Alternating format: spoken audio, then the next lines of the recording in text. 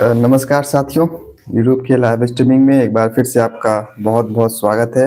और आज मैं उपस्थित हूँ एक और नए टॉपिक के साथ। और आज की टॉपिक जो है वो हेल्थ से जुड़ी जो भी समस्याएं हैं उससे है। और दरअसल आज हम हेल्थ की समस्याओं की बात कम और भारत की बढ़ती अर्थव्यवस्था के साथ बढ़ते स्वास्थ्य क्षेत्र में एक शाख की बात करेंगे। दरअसल एक लफ्ज में कहें तो वर्तमान में भारत कैसे दुनिया के हेल्थ सेक्टर को ड्राइव कर सकता है, कैसे चालक के रूप में यूज कर सकता है, उन तमाम बिंदुओं को देखेंगे।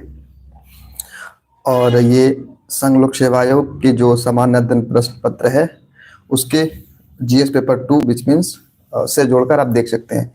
मैं आगे बढ़ूं उससे पहले एक बार चेक कर लूं साउंड वगैरह प्रॉपर। It's fine.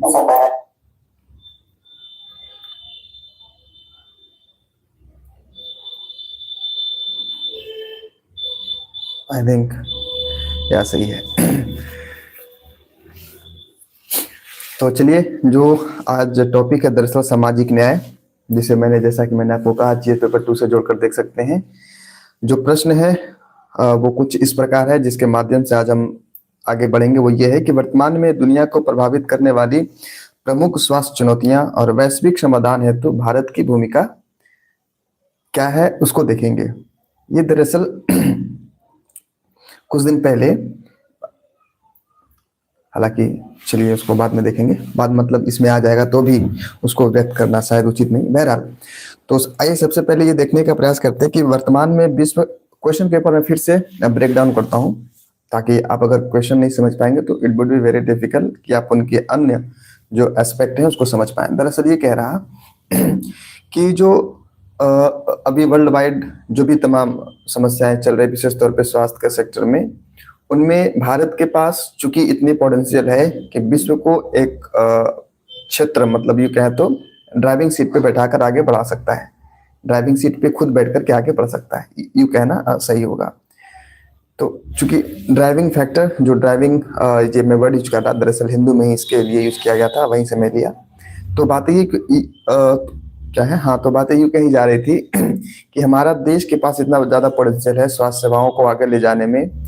अभी वर्तमान स्थिति जो भी है दुनिया में स्वास्थ्य के क्षेत्र में जो चुनौतियां हैं, उन चुनौतियों को निपटने में भारत की क्या भूमिका होगी, भारत किस हद तक सहायता कर सकता है, इस पर्सपेक्टिव से आज के सेशन को हम द एंड करेंगे। चलिए शुरुआत करते हैं। और सबसे पहली बिंदु वो ये है कि भारत में विशेष तौर पे वर्तमान में विश्व को प्रभावित करने वाली प्रमुख स्वास्थ्य चुनौतियां क्या हैं। पहले हम ये समझेंगे कि क्या क्या चुनौतियां हैं और उन चुनौतियों को समाधान हेतु भारत के पास क्या पोटेंशियल है और भारत कैसे यूज करेगा इन तमाम। ये रिफ्लेक्शन आ रहा है शायद वहाँ। How I should adjust this one.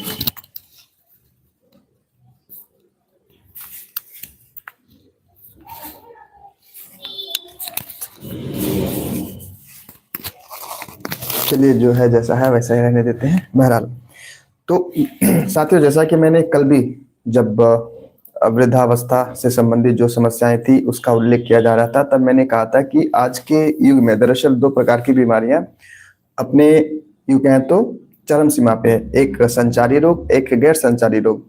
संचारी रोग उस रोग को कहते हैं जो ट्रांसमिट होता है, जो कम्युनिकेबल होता है। जैसे एग्जाम्पल के तौर पे कोरोना, विगत 5 साल तो हो ही गए तकरीबन, 2019 के दिसंबर में शुरुआत हुआ था और 2020 में अपनी जो भी तांडव रही वो तांडव को किया। तो मैं ये कह रहा कि जैसे कोरोना था वो संचारी रोग था, मतलब ये कि किसी एक व्यक्ति हो जाने मात्र से अन्य व्यक्ति को स्पर्श के माध्यम से वो कम्युनिकेट हो रहा था, वो ट्रांसमिट हो रहा था, तो वो था संचारी रोग। दूसरा रोग होता है दरअसल वो, मतलब रोग के दूसरे प्रकार वो है गैर संचारी रोग, नॉन कम्युनिकेबल डिजीज। वो किस प्रकार के रोग होंगे? जैसे हृदय रोग, जैसे टीबी, मधुमेह और कैंसर, ये सब चीजें जो है, ये रोग जो है वो दरअसल नॉन कम्युनिकेबल डिजीज के अंतर्गत आते हैं।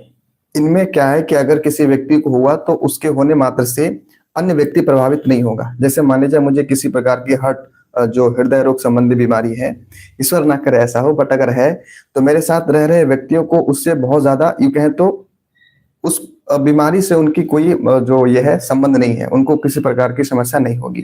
तो ये नॉन कम्युनिकेबल डिजीज है, गैर संचारी, नाम से ही पता चल रहा है, जो संचार ना हो। तो आज हम ये भी देखने का प्रयास करेंगे कि भारत सहित दुनिया के अन्य देशों के साथ जो दो प्रकार की मैंने बीमारी बताई, किस बीमारी से लोग ज्यादा ग्रसित हैं, किस बीमारी से ज्यादा लोग यूं कहें तो त्रस्त हैं। डेटा है, उन डेटा के माध्यम से देखेंगे। सबसे पहला जो प्रमुख चुनौती के रूप में विश्व स्तर पे वो है हृदय संबंधी रोग। एक आंकड़ा मैं जब ये देख रहा था आर्टिकल, तो मैंने देखा था, हालांकि मैं सब आंकड़ा को नोट करके लाया हूँ, मैं हालांकि ध्यान में रहे या न रहे, पर हाँ एक इमेजिनेशन आपको बनना चाहिए, आंकड़ों के पीछे की लॉजिक पता होना चाहिए कि आखिर ये आंकड़ा है तो क्यों है, इसे कैसे बेहतर किया जा सकता है। क्योंकि जब तक आप सूक्ष्म लेवल पे आंकड़ों को प्रसंस्कृत करके नहीं देखेंगे, समाधान हेतु आपको ग्रास रूट लेवल तक पहुंच पाना बहुत मुश्किल होगा। आप किसी भी क्षेत्र में देख लो, एक महान वैज्ञानिक या फिर विद्वान ने कहा भी था कि समस्या के समाधान हेतु सबसे पहले जो स्तर प्रयास होता है वो समस्या को समझना।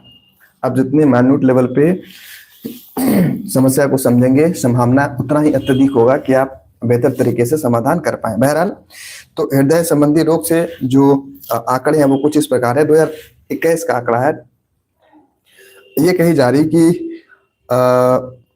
पूरे वर्ल्ड में, पूरे दुनिया में जितनी, हालांकि इसे मैं आगे बताऊं तो ज्यादा बेहतर होगा, अभी यहाँ पे ये कहना है कि पूरी दुनिया में 2021 में तकरीबन 2.5 करोड़ के आसपास लोगों की मृत्यु हुई सिर्फ और सिर्फ हृदय संबंधी रोग से।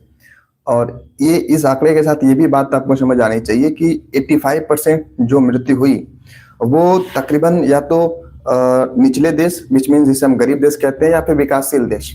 और विकासशील देशों की संख्या सबसे ज्यादा कहाँ है, निम्न स्तर आय वाले देशों की संख्या सबसे ज्यादा कहाँ है? 2 कॉन्टिनेंट में विशेष तौर पे, एक है एशिया कॉन्टिनेंट और दूसरा जो सबसे बड़ा है वो है क्या नाम है, अफ्रीका कॉन्टिनेंट। तो इन 2 कॉन्टिनेंट में जो हृदय संबंधी बीमारियां हैं वो सबसे ज्यादा हो रही। सिर्फ यही बीमारी नहीं, जो भी बीमारी आज और आगे जो भी आएंगी आंकड़ा, उनमें तकरीबन 80% लोग जो है वो ये अफ्रीका देश जो प्रभावित होगा। बहरहाल, मैं एक बार आंकड़ा और कह देता हूँ। भारत में कुल मृत्यु दर, एक बात इसमें आ रही थी जो मैं पढ़ा, तो कुछ बातें इस प्रकार थी कि हृदय रोग इतना ज्यादा भयावह इसलिए भी है कि आप इसको यूं समझें, हमारे देश में जितनी भी मृत्यु होती है, जितने भी डेथ होते हैं, उनमें से 26%, विच मीन 26% अकेले हृदय रोग संबंधी, जो हृदय रोग से जो ग्रसित होते हैं उनकी आंकड़ा है। मतलब अगर 100 लोग की मृत्यु हो रही तो 26 लोग ऐसे हैं जिनका मरने का कारण हृदय रोग रहा, हृदय संबंधी विकार, हृदय संबंधी जो भी समस्याएं हैं वो रही। तो इतने बड़े देश में इतनी एक बड़ा संख्या दरअसल सिर्फ हृदय रोग से ग्रसित होकर मृत्यु को पा जाना एक समस्या का विषय है। दूसरी इसी बात में, हृदय रोग संबंधी बात में कही जा रही कि जो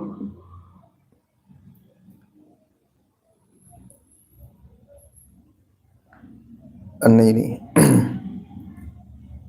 मैं यहाँ कुछ गलत लिख दिया था। खैर, अगला है इसमें ही मलेरिया। मलेरिया से तकरीबन विश्व भर में 200 मिलियन लोगों की मृत्यु हुई। और यहाँ भी जो 94% लोग हैं वो दरअसल अफ्रीका और यूं कह ले तो विकासशील देश से संबंधित हैं। लैटिन अमेरिका भले ही अमेरिका के पास है, अमेरिका उसमें सब जुड़ा, लेकिन वो भी कहीं ना कहीं एक विकासशील श्रेणी के अंतर्गत आता है।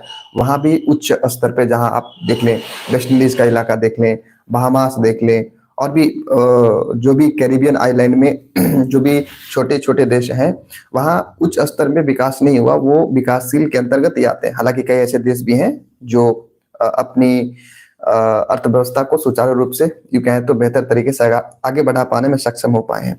लेकिन ज्यादातर जो कैरिबियन कंट्रीज हैं, लैटिन अमेरिकाज हैं, अमेरिका के कंट्रीज हैं, आप यूं कहें तो अफ्रीका महाद्वीप के जितने सारे देश हैं उसमें अफ्रीका मतलब साउथ अफ्रीका ही एक ऐसे देश जो है जो आप कह सकते हो थोड़ा सा वो सशक्त है आर्थिक रूप से भी। बाकी तकरीबन देश आज भी जूझ रहे हैं अपने आर्थिक दुर्बलता से। बहरहाल, तो मैंने जैसा कि कहा कि मलेरिया की मृत्यु वर्ष भर में विश्व भर में होने की संख्या तकरीबन 200 मिलियन के आसपास है। एचआईवी और एड्स से भी तकरीबन जो विश्व भर में मृत्यु होती है तकरीबन 40 मिलियन यानी कि 4 करोड़ के आसपास है। जब मैं ये आंकड़ा देखा तो भारत से अगर आप इसे जोड़कर देखेंगे तो भारत के एक अकेला राज्य त्रिपुरा है। त्रिपुरा में प्रतिवर्ष तकरीबन 1500 यानी कि 1500 जो संक्रमक है एड्स से और यू कहें तो फिर एचआईवी से उसकी संख्या आती है। मतलब उससे संक्रमण लोगों की संख्या तकरीबन 1500 के आसपास संज्ञान में आती है। मतलब इतनी पहचान की जाती है और पता नहीं से ज्यादा ही रहा होगा। तो हालांकि इस पर स्टडी भी होने वाला था, मतलब बहरहाल हो रहा था, दरअसल अभी स्टडी पब्लिक हुई नहीं। वो ये कि त्रिपुरा में इतना ज्यादा आप सोच सकते हो पूरे देश में किसी एक राज्य के किसी एक स्थान एक प्रांत से आप यूं कह रहे तो 1500 प्रतिवर्ष एड्स की जो रोगी है उनका आना एक बहुत बड़ा सवालिया निशान खड़ा करता है और इसकी जांच पड़ताल जो भी है वो चल रही है। खैर, अब अगला जो है वो दरअसल क्षय रोग जिसे या टीबी कह लें। प्रतिवर्ष 13 लाख लोगों की मृत्यु होती है त्रिपुरा में, जैसा कि मैंने आपको बताया कि 1500 प्रतिवर्ष एड्स की मरीजों की संख्या है।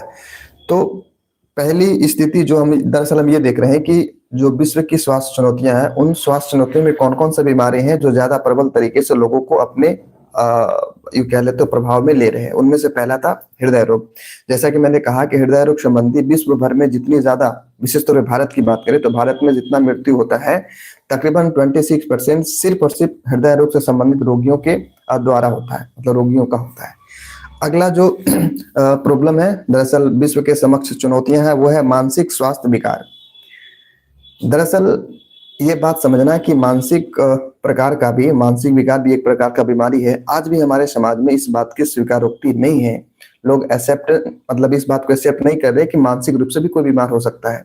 और भारत में तकरीबन 15 करोड़ के आसपास 150 मिलियन ऐसे लोग हैं जिनको आप कह सकते हो कि मानसिक रूप से वो बीमार हैं। मानसिक रूप से उनको यूं कहें तो साइकियाट्रिस्ट की जरूरत है। इस पे ही एक खैर मीम की बातें बाद में, अभी मजाक की बातें नहीं। बहरहाल, तो मैं ये दरअसल ये समझने का प्रयास करते कि मानसिक बीमारी कैसे दुनिया भर में एक, हालांकि जब से ये सोशल मीडिया का दौर आया है मानसिक रूप से बीमार लोगों की संख्या ये और ज्यादा बढ़ती जा रही है। आप सोचिए ना, भारत में तकरीबन 160, 150, 140 करोड़ के आसपास जनसंख्या है। उसमें से 15 करोड़ ऐसे लोग हैं जिनको इस बात से, मतलब जिनको यूं कहें तो मानसिक रूप से डायग्नोसिस की आवश्यकता है। हालांकि ये वो आंकड़े आप वास्तविक में देखेंगे रियलिस्टिक अप्रोच में तो ये आंकड़े और भी ज्यादा हो सकते हैं, लेकिन चूंकि ऑफिशियल डेटा है तो मुझे या फिर हम सभी को यही मानना होगा।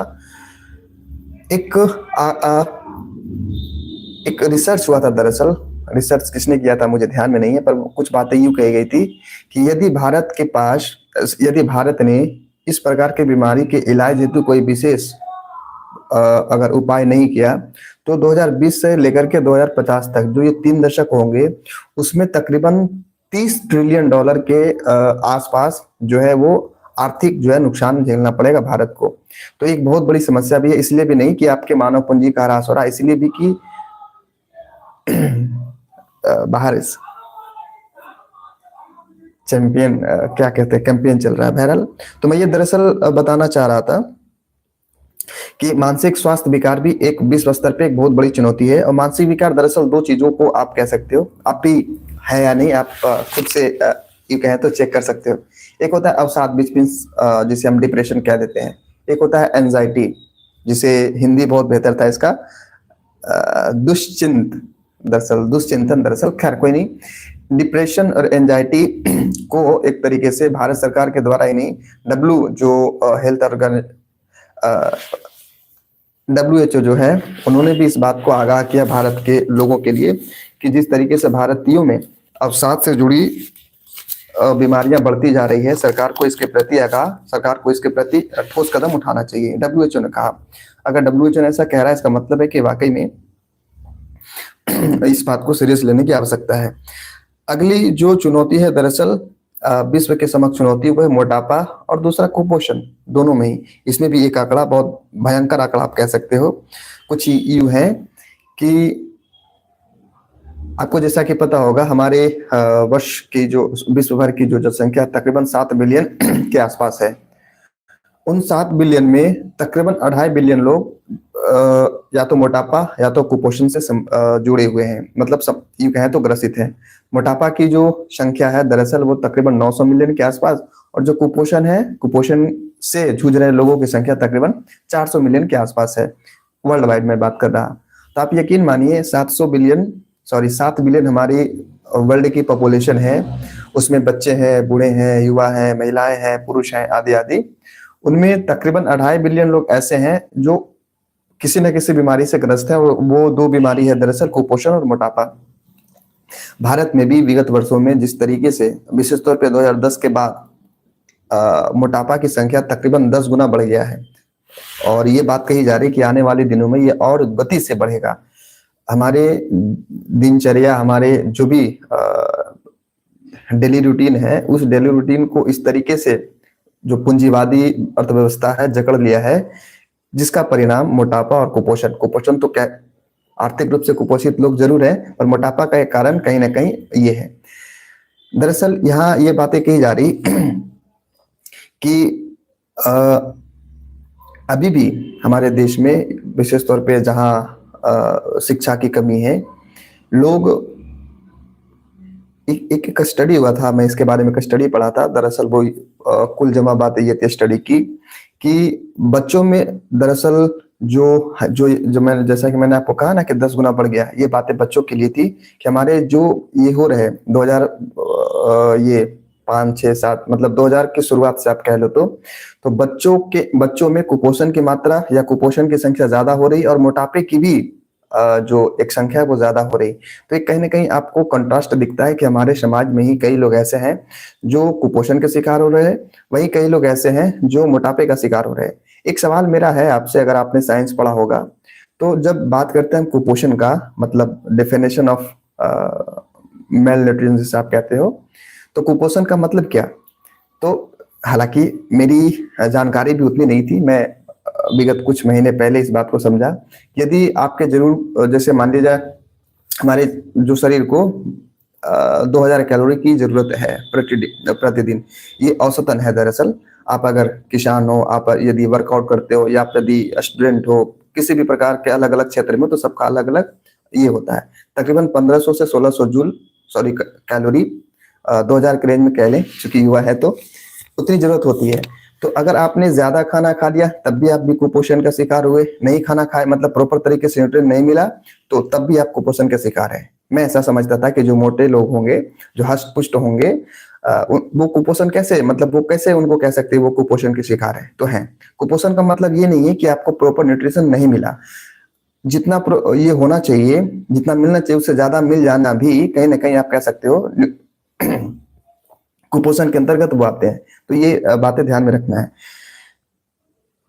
हाँ, मैं ये कह रहा था कि बाल कुपोषण हमारे देश में तकरीबन पिछले 1 से 1.5 दशक में 40 गुना से ज्यादा बढ़ गया। आपने देखा होगा जिसकी उम्र 1 साल, 1.5 साल, 2 साल, 2.5 साल, 3 साल के आसपास बच्चे हैं, उनके आंखों पे चश्मा लग रहा, उनके जो वजन है तकरीबन उनके सापेक्षिक वजन से तकरीबन कई गुना ज्यादा है। अगर 8 साल के बच्चे हैं तो 15-20 जो है वेट होना चाहिए, उनका 40-50 तक भी हो जाता है। तो ये एक समस्या है। हालांकि इसको रोकने हेतु भारत सरकार के द्वारा कई ऐसे योजनाएं चलाई जाती है, और इन योजनाओं का शुभारंभ आपके जब मतलब जन्म होता है हॉस्पिटल में, वहां से होता है, वहां से मॉनिटरिंग होती है। हालांकि व्यवहारात में आप देखें तो कितना ज्यादा हो रहा है, ये एक बहुत बड़ी एक क्वेश्चन मार्क है सामने। लेकिन हाँ, सरकार के द्वारा एक प्रयास है ऑफिशियली कि बच्चे जो सरकारी हॉस्पिटल में जन्म ले रहे हैं, उनकी जन्म के बाद की जो भी क्रियाविधि है वो कहीं ना कहीं जो भी उनके विकास है उनको नोट किया जाए, और उसके हिसाब से जो भी उनके पर्याप्त न्यूट्रिशन आदि वगैरह होने चाहिए मिले। हालांकि होता नहीं है, पर कोई बात नहीं। यही एक बात कही जा रही है और कि हमारे देश में गैर संचारी रोग जैसा कि मैंने आपको कहा, जैसे मधुमेह, कैंसर, हृदय रोग से बीमारी, ये बातें कही जा रही कि हमारे देश में तकरीबन जितनी मृत्यु हो रही है, जैसा कि मैंने अभी कहा था ऊपर, हृदय से संबंधित, एक सेकेंड,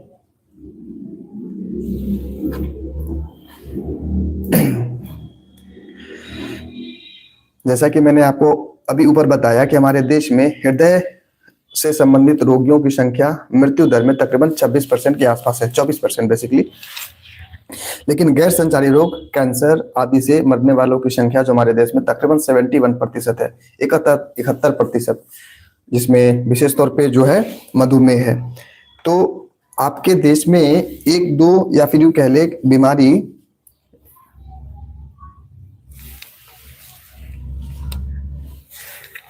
ये क्या हो गया,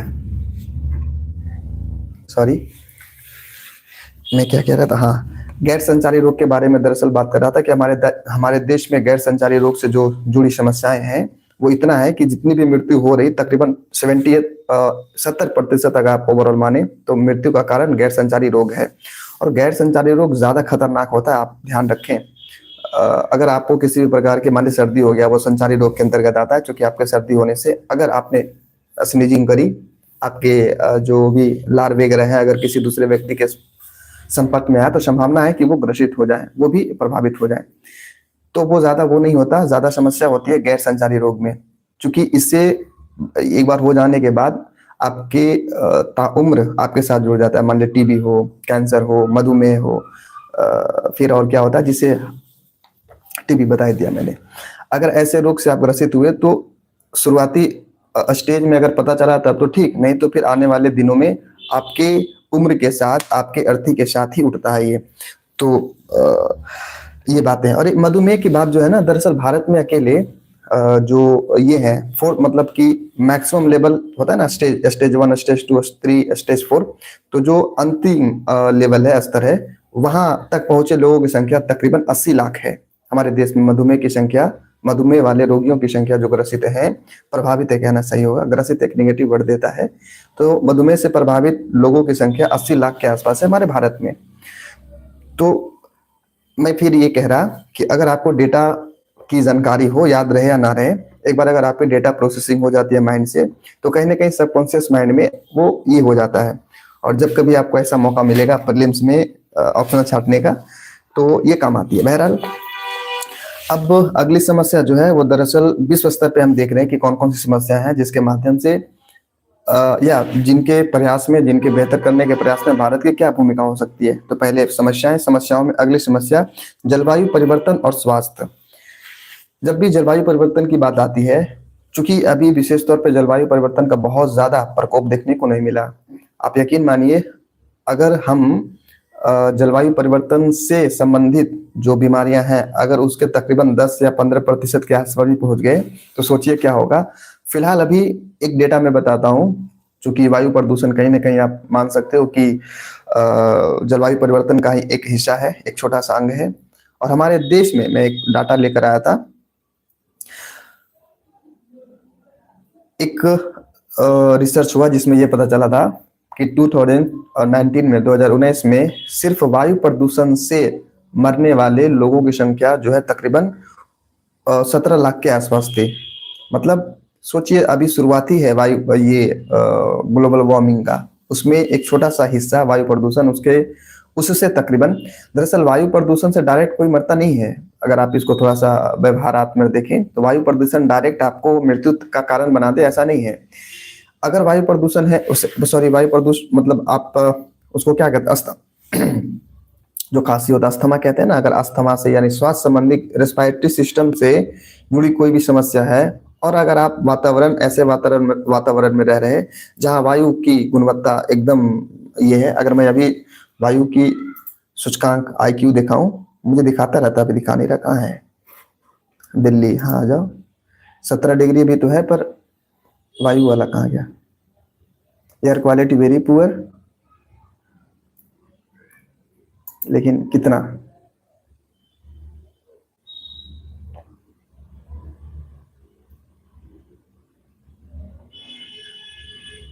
दिख नहीं रहा दरअसल इसमें, हाँ 298, हालांकि 298 तो उतना भी खराब नहीं है, पर हाँ, अगर 200 से प्लस अगर ज्यादा खराब है, हालांकि 1000 टच करने की स्थिति में जो भी सॉरी दिल्ली की गुणवत्ता थी वो आ गई थी। अभी 298 के आसपास है, जो कि पुअर है। दरअसल वेरी पुअर तो नहीं कह सकते, बट हाँ पुअर है। पुअर इस सेंस में कि हमारे देश में 1000 तक चली जाती है, अभी 300 के आसपास है, तब कुछ हद तक आप कह सकते हो सही है।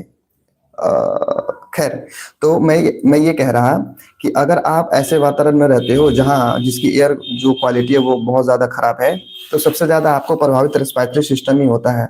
और अगर आप अस्थमा से संबंधित या फिर किसी भी प्रकार की ऐसी बीमारी से, तो वो बहुत तेज गति से आपको यूं कहें तो चपेट में लेता है, आपके अंदर जो परेशानी है वो बढ़ाता है। तो भाई आंकड़ा निकल कर आया था कि पूरी दुनिया में तकरीबन 2019 से ये डेटा मैं बता रहा हूँ कि 70 लाख लोगों की मृत्यु सिर्फ और सिर्फ वायु प्रदूषण से हुई, और भारत में 17 लाख के आसपास लोगों की मृत्यु हुई। तो ये भी एक डेटा ध्यान में रखने की आवश्यकता नहीं है, पर हाँ चूंकि ये एक सिग्निफिकेंट चीजें हैं इन द सेंस ऑफ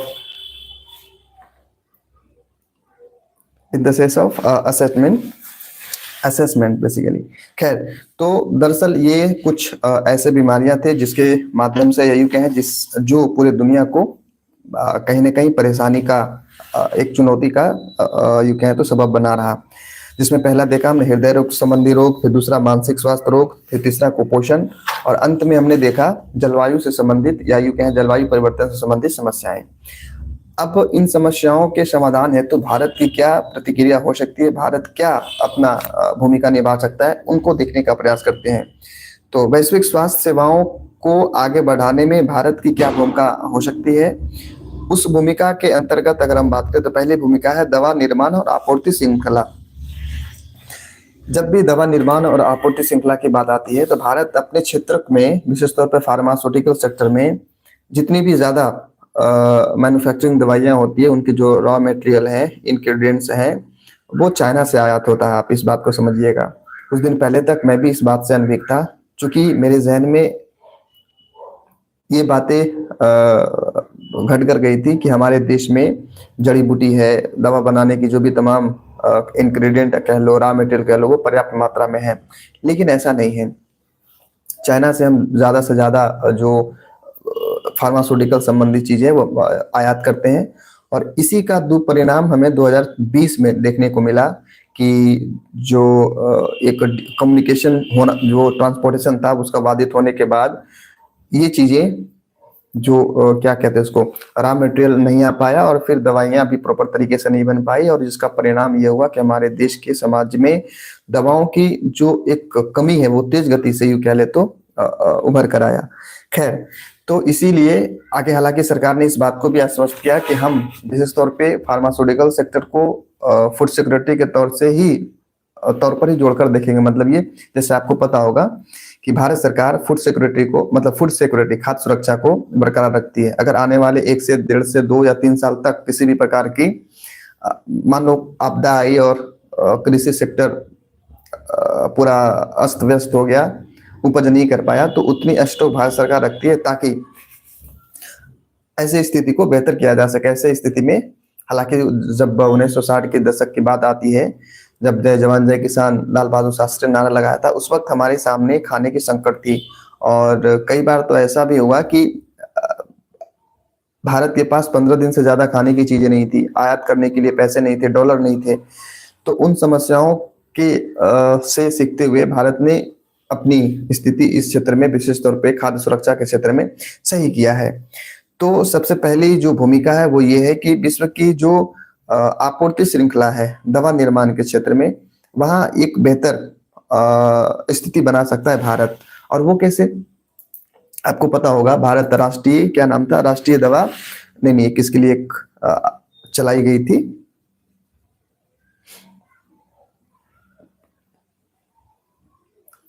मतलब एक योजना चलाई गई थी। दरअसल उस योजना का लक्ष्य ये था, हाँ डिजिटल, हम हालांकि आगे आएगा, मैं देख लूंगा उसको बाद में, पर फिर भी राष्ट्रीय डिजिटल स्वास्थ्य मिशन ऐसा कुछ था। बहरहाल, तो दवा निर्माण और आपूर्ति श्रृंखलाओं के तौर पे कैसे भारत विश्व को यूं कहें तो नेतृत्व कर सकता है, इसको समझने का थोड़ा प्रयास करते हैं।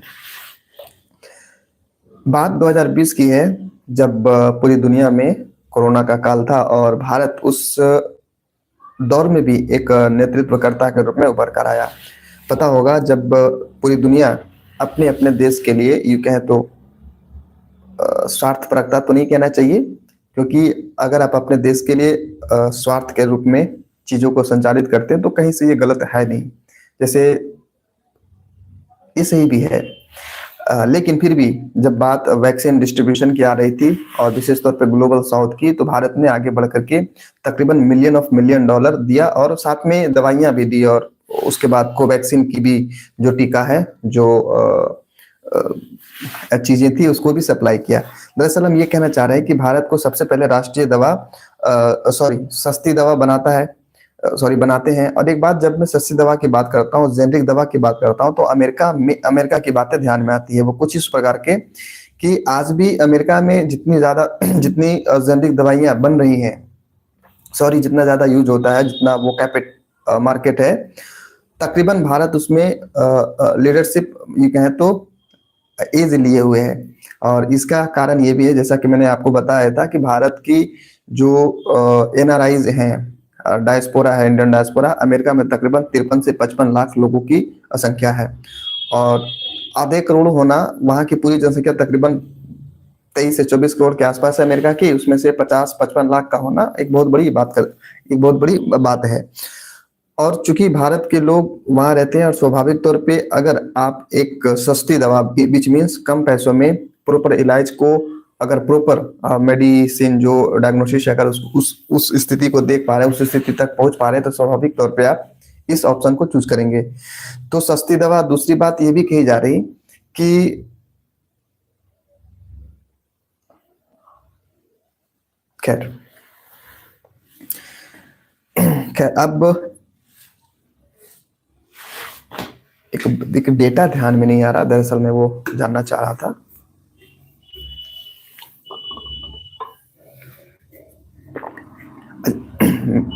आंसर राइटिंग में भी आज नहीं ध्यान में आया था वो डेटा। बहरहाल, अब दूसरा इसमें ही दूसरा बात ये कहा जा रहा है कि जो उत्पादन आधारित प्रोत्साहन है, विशेष तौर पे फार्मास्यूटिकल सेक्टर में, उसको भारत सरकार को पीएलआई के अंतर्गत लाना होगा।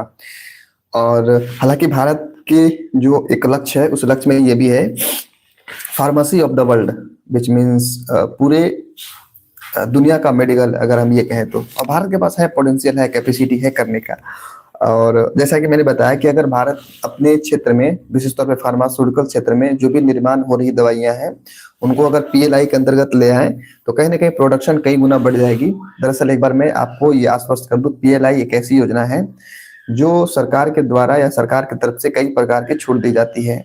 जैसे प्रोडक्शन, दरअसल पीएलआई का full form production link intensive, मतलब ये कि अगर आप किसी भी, जो भी सरकार के द्वारा जिस भी क्षेत्र को पीएलआई के अंतर्गत लाया गया, अगर आप वहां ज्यादा से ज्यादा उत्पादित करते हो, तो उसके ऊपर आपको इंटेंसिव मिलेगा। उसके ऊपर जो सरकार के द्वारा वो छूट मिलेगी। किस चीज में? आपको टैक्स कम लग देना पड़ेगा, आपको बिजली बिल माफ की जा सकती है, आपको जो भी और तमाम टैक्सेस वगैरह है उसमें कटौती करके आपको लाभ पहुंचाने का काम किया जाएगा, यदि वो पीएलआई के अंतर्गत आता है। तो वही बातें कही जा रही, यदि भारत को फार्मेसी ऑफ द वर्ल्ड बनना है, यानी कि यहाँ की दवाइयां पूरे दुनिया भर में बिके, उसके लिए भारत को फार्मेसी जो ये सेक्टर है उसको सुदृढ़ करना होगा, उसको बेहतर करना होगा।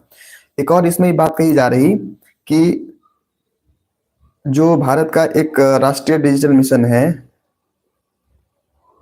उसको और व्यापक तरीके से सुदृढ़ करने की आवश्यकता है। खैर, अब वो दूसरा जो है, दरअसल डिजिटल स्वास्थ्य और टेली मेडिसिन, इसके माध्यम से भी सरकार और यूं कहें तो भारत दुनिया के स्वास्थ्य जगत में मदद कर सकता है।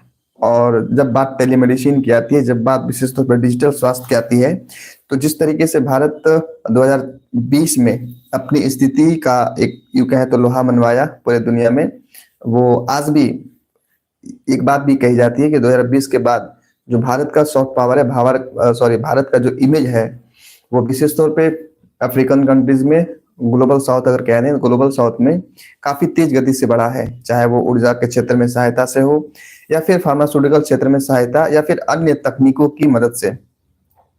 लोगों में विशेष तौर पे जो ग्लोबल साउथ है, उन देशों में भारत के प्रति एक कृतज्ञता भी दरअसल उत्पन्न हुआ, यूं कहें तो बना।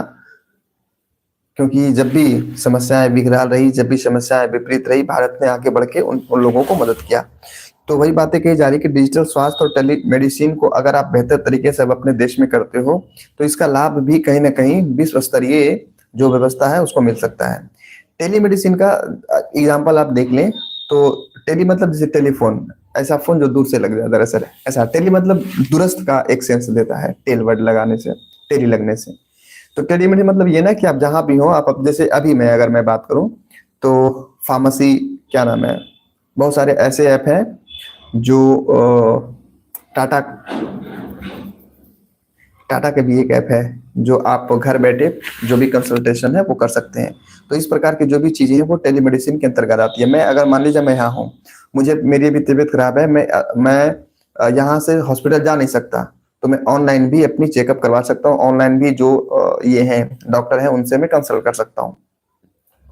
मुझे ध्यान में है जब 2020 की कोरोना काल चल रहा था तो मैं किसी अपने साथी के साथ डॉक्टर के पास गया और वहाँ कुछ ऐसी ही चीजें थी। वहाँ एक कैमरा लगा था काउंटर के पास, वहां जाकर बैठिए, तमाम बातें बताइए और अंदर से आपकी जो भी डॉक्टर हैं वो आपसे जो सवाल करेंगे, आपकी जो भी जैसी स्थिति होगी पूछेंगे, उसके अनुरूप वो भी अपना प्रिस्क्रिप्शन देंगे।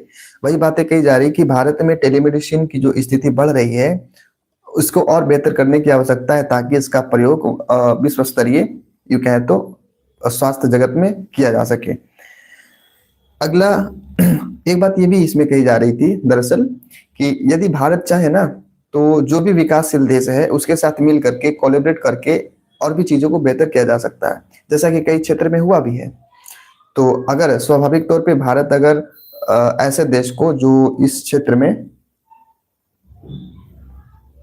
रुचि रखते हैं दरअसल स्वास्थ्य सेवा में, स्वास्थ्य क्षेत्र में, तो उनके साथ मिल करके आप रिसर्च इनोवेशन अगर ऐसी चीजें स्थापित आप करते हो तो स्वाभाविक तौर पे एक नई चीजें निकल कर आएगी जो उनके लिए भी और विश्व जगत के लिए भी उचित होगा। खैर, अब है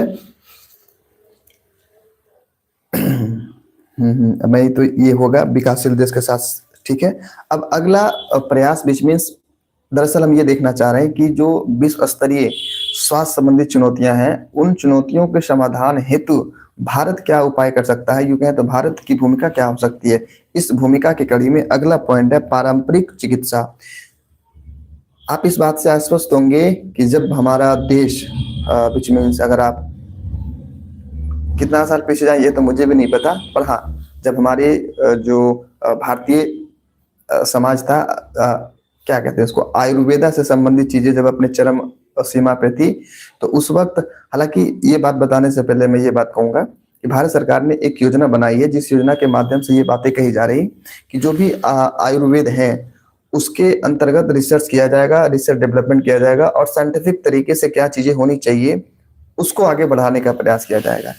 और ये चीजें अगर ऐसा होती है तो यकीन मानिए भारत के अंतर्गत एक प्रगति देखा जाएगा विशेष तौर पे, क्योंकि भारत के पास तकरीबन जो भी आज नए नए तकनीक आ रहे हैं उसका कोर तो नहीं कह सकते, पर उसकी शुरुआत या उसकी जो सूत्रपात है हमारे आयुर्वेदा में कहीं ना कहीं देखने को मिलता है। पर जरूरत है उस पर रिसर्च और इनोवेशन करने की। दरअसल आयुर्वेद को या फिर हम अपने पारंपरिक चिकित्सा को हम लोगों ने कुप्रथाओं से जोड़कर मतलब यूं कहें तो कुप्रथाओं से जोड़ दिया, जिसका परिणाम ये हुआ कि एक बहुत बड़ा स्कोप आयुर्वेद में बेहतर होने का, मतलब कि यूं कहें तो अगर दुर्भाग्यवश नहीं हो पाया, पर अगर आने वाले 5 से 10 20 50 100 सालों में इस पे रिसर्च होता है तो जो स्थिति है वर्तमान, एक डेटा भी था मुझे ध्यान में नहीं आ रहा पर कोई बात नहीं। दरअसल मैं ये देख रहा था कि कैसे टॉपिक कुछ यूं था कि यदि भारत चाहे तो आयुर्वेद के माध्यम से कैसे अपनी जो चिकित्सा पद्धति है उसको सुधारे, तो वहां मैंने ये पढ़ा था। बहरहाल तो यही बातें कही जा रही कि अगर चिकित्सा जो अपनी जो पारंपरिक चिकित्सा है विशेष तौर पे आयुर्वेद, उसको साक्ष्य आधारित अगर अनुसंधान हम करें, साइंटिफिक तरीके से अनुसंधान करें तो एक बहुत बड़ा स्कोप बन सकता है, जिस स्कोप का फायदा हम विश्व स्तरीय जो स्वास्थ्य जगत है उसको पहुंचा सकें। अगली नेक्स्ट पॉइंट ये कहा जा रहा कि वैश्विक स्वास्थ्य सुरक्षा और महामारी संबंधित तैयारी। मैं ये कहूंगा कि ये चीजें सिर्फ भारत के लिए नहीं अन्य देशों के लिए भी होना चाहिए।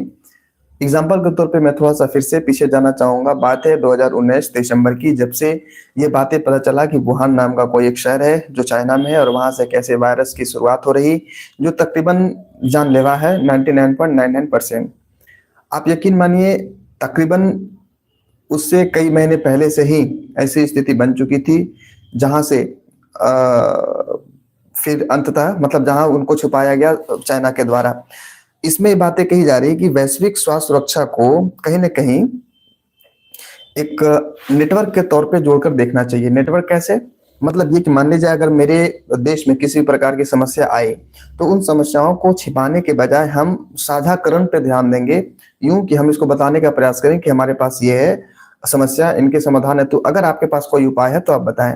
आप यकीन मानिए, आर्थिक जो प्रतिद्वंदिता है, मतलब पैसे कमाने की जो होड़ है, वो अपनी जगह है। प्रगति, चांद, मतलब जो भी अंतरिक्ष क्षेत्र में जो भी चीजें स्थापित हो रही, या फिर जो भी एक तरीके से कंपटीशन बढ़ा, वो अपनी जगह पे है। लेकिन जब बात मानवता की आती है, जब बात स्वास्थ्य सेवा की आती है, तो बहुत ज्यादा इसमें ना कंपटीशन नहीं देखना चाहिए और नहीं देखा जाता है विशेष तौर पे। यदि किसी भी देश को लगता है, मान लीजिए चाइना को ऐसा लगता है कि हम अगर अपने देश में इस तरीके की बात कहें कि नहीं हमारे साथ ऐसा हुआ, तो एक नेगेटिव एस्पेक्ट जाएगा, एक नेगेटिव नकारात्मक बातें जाएगी कि एक छोटा सा समस्या को समाधान नहीं कर सकता। बहरहाल, दरअसल यहाँ ये समझने की बात की जा रही कि आपको सबसे पहले एक वैश्विक रोग निगरानी तंत्र की स्थापना करना पड़ेगा, जिसमें ये बात सुनिश्चित की जाए कि किस देश में किस मात्रा में किस संख्या में किसी विशेष बीमारी का ये कहें तो आंकड़ा है। जैसे मैं हृदय संबंधी जो भी बातें हैं, वो अगर इससे जुड़कर अगर मैं बताना चाहूँ, तो एक अगर ऐसा तंत्र हो जो सभी देशों के सहयोग से, तकरीबन जो भी प्रमुख देश हैं उसके सहयोग से अगर इंटरलिंक्ड साझाकरण की बात हो, मतलब जो भी डेटा है अगर वो साझाकरण की। हालांकि जो मैं ये आंकड़ा बता रहा हूँ, ये कई ऐसे एनजीओज हैं, कई ऐसे जो रिसर्च टीम है, उन्होंने ऐसा रिसर्च किया। एज सच ऐसा कुछ है नहीं कि सभी देशों के गठबंधन से, सभी देशों की सहमति से कोई ऐसा तंत्र बने जिस तंत्र के माध्यम से आम जो सामान्य तौर पे जो रोग है, जो चुनौतियां हैं, उनका आकलन किया जा सके। तो ये बातें कही जा रही कि अगर हम ऐसी स्थिति को या ऐसे तंत्र को स्थापित करते हैं जिसके माध्यम से पहले पूर्व सूचना या पूर्व चेतावनी जैसी स्थिति बनती है, तो एक बहुत बड़े जो एंडेमिक पैंडेमिक बन जाता है। एंडेमिक मतलब ये होता है ना कि आपके देश के अंतर्गत सिर्फ है। पैंडेमिक का मतलब एक देश या दुनिया के अन्य देशों में, मतलब ये कि आपके देश के अलावा भी और देशों में वो बीमारी फैली है। तो कहा जा रहा है कि यदि हम ऐसे देश, मतलब ऐसी नेटवर्क को स्थापित करें, ऐसे पूर्व चेतावनी आधारित विषय वस्तुओं से संबंधित चीजों को अगर स्थापित करें, तो एक चीज जो पैंडेमिक जैसी स्थिति बनती है वो कहीं ना कहीं कम होगा इसमें। क्योंकि अगर पहले पता चल जाएगा तो स्वाभाविक तौर पे कुछ ऐसी यूं कहें तो व्यवस्थाएं होंगी जिसको सुनिश्चित की जा सकती है, जिसके माध्यम से यूं कहें तो रोका जा सकता है समस्याओं को आगे बढ़ने से, जो भी बीमारी, जो भी पैंडेमिक है उसको आगे बढ़ने से। और भारत के है भी ना, आपने एक में लिखा था क्वाड वैक्सीन पार्टनरशिप। क्वाड जैसे कि आपने ऊपर देखा होगा ना, अमेरिका, जापान, ऑस्ट्रेलिया और भारत, इन 4 देशों से एक ये है क्वाड पार्टनरशिप करके, विशेष तौर पे वैक्सीन को लेकर कि अगर आने वाले समय में किसी भी प्रकार की नई चुनौतियां आती हैं और इन देशों के में से कोई भी एक देश अगर वैक्सीन बना पाने में सक्षम हो पाता है, तो उस वैक्सीन को साझाकरण करेंगे। वही बातें कही जा रही क्वाड वैक्सीन पार्टनरशिप में। तो ऐसे भी, इस तरीके से भी भारत जो है दुनिया के अन्य मतलब जो भी समस्याएं हैं उनमें कुछ हद तक मदद कर सकता है साझेदारी करके। अंतिम और महत्वपूर्ण बात यह कही जा रही कि अनुसंधान और नैदानिक परीक्षण को बढ़ावा देना। भारत के पास, जैसा कि मैंने आपको बताया, जनसंख्या का अपार संभावनाएं हैं। अगर हम इन जनसंख्याओं को एक प्रॉपर तरीके से सुदृढ़ करके इनसे लाभ उठाना चाहें, तो इनका लाभ महज भारत ही नहीं, इनके लाभ का जो प्रभाव है वो दुनिया के अन्य अविकसित विकासशील देशों को भी मिल सकता है। और इसी तर्ज पे ये कहा जा रहा है कि चूंकि भारत के पास अपना एक सिस्टम है, जिसे मैंने आयुर्वेद कहा, जिसके माध्यम से अन्य चीजों को भी यूं कहें तो प्रॉपर तरीके से डायग्नोसिस की जा सकती है। अगर हम आयुर्वेद के माध्यम से भी अपनी अर्थव्यवस्था में चिकित्सक क्षेत्र को आगे बढ़ाने का प्रयास करें तो कहीं ना कहीं एक बेहतर स्थिति बनेगी, और उस स्थिति का लाभ अन्य देशों को भी मिलेगा जिसे हम वैश्विक देश कह रहे हैं। तो ये थे कुछ प्रयास जिसके माध्यम से ये समझने का प्रयास किया गया कि सबसे पहले हमने ये देखा कि विश्व में कौन से ऐसे बीमारी हैं, कौन से ऐसी चुनौतियां हैं जो विशेष तौर पे लोगों को प्रभावित कर रही, जिसमें हृदय रोग संबंधी बीमारियां आई, मानव मस्तिष्क से संबंधित जो स्ट्रेस, डिप्रेशन जैसी स्थिति, एंजाइटी जैसी स्थिति है उसको हमने देखा। फिर हालांकि शुरू में ही हमने गैर संचारी और संचारी रोग दो भागों में बांटा। उसके बाद हमने ये देखा कि वर्तमान स्थिति क्या है और उस स्थिति को बेहतर करने के प्रयास में भारत की क्या क्या भूमिका हो सकती है। भूमिकाओं में हमने ये देखने का प्रयास किया कि सबसे पहले तो ये कि भारत को अपनी जो मैन्युफैक्चरिंग हब है, जिसे हम फार्मास्यूटिकल, एक शब्द में जैसे कि आपको कहा फार्मेसी ऑफ द वर्ल्ड, तो pharmacy of the world Bharat को बनना होगा पहले। और वो कैसे बनेंगे? सबसे पहले आपको फार्मास्यूटिकल सेक्टर में जो भी मैन्युफैक्चरिंग इंफ्रास्ट्रक्चर है उसको बेहतर करना होगा। सॉरी। दूसरी बात ये कही जा रही कि यदि आप अपने फार्मास्यूटिकल की जो प्रोडक्शन है, जो प्रोडक्ट है, अगर आप पीएलआई के अंतर्गत ले आते हो तो कहीं ना कहीं जो दवाइयां हैं वो बड़ी मात्रा में उत्पादित होंगी, और फिर आप जो एक लक्ष्य के साथ चल रहे हो कि हमारे देश को फार्मेसी ऑफ द वर्ल्ड बनाना है, तो कहीं ना कहीं ये सपना साकार होगा। फिर हमने देखा कि अगर आप विश्व के स्वास्थ्य सेवा में अपनी भूमिका निभाने जाते हो तो आपको खुद अपनी पहले टेलीमेडिसिन आदि चीजों को व्यवस्थित करना होगा, यूं कहें तो बेहतर करना होगा। और इसके लिए आपको अवसंरचना के साथ साथ स्किल और नए नए जो इनोवेशन है उस पर ध्यान देना होगा, रिसर्च और डेवलपमेंट को ध्यान देना होगा।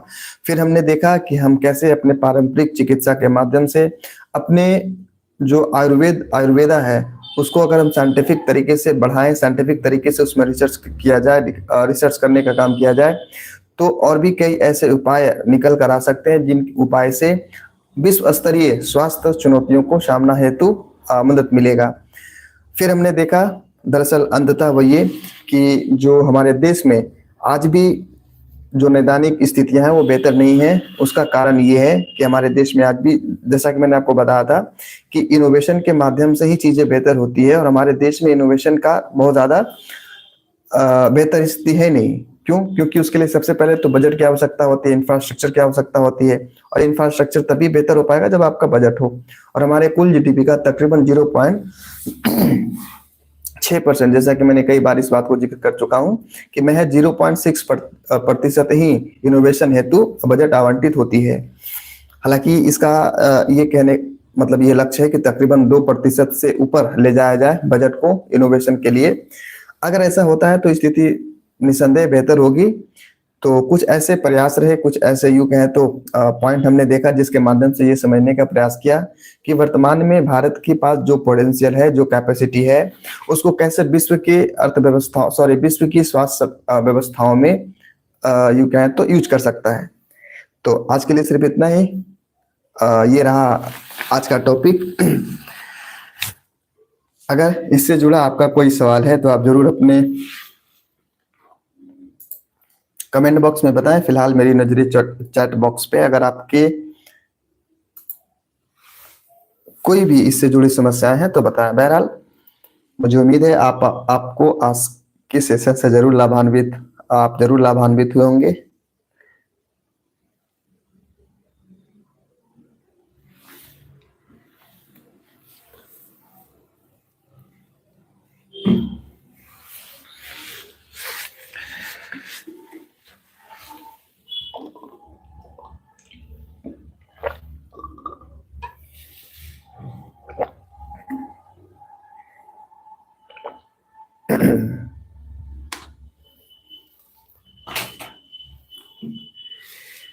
चलिए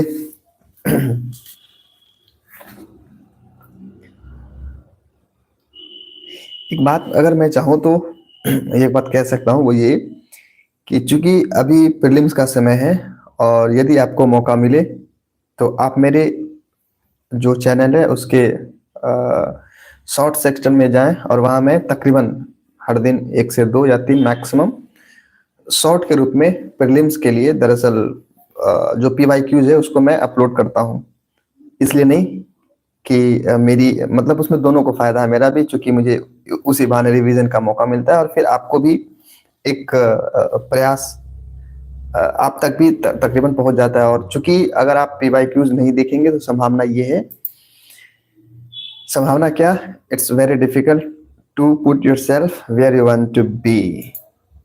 So initially you'll have to be the part of PYQs, and for that you can join short section of what to do for UPSC YouTube channel. It would be easy for you if you'll try to scroll.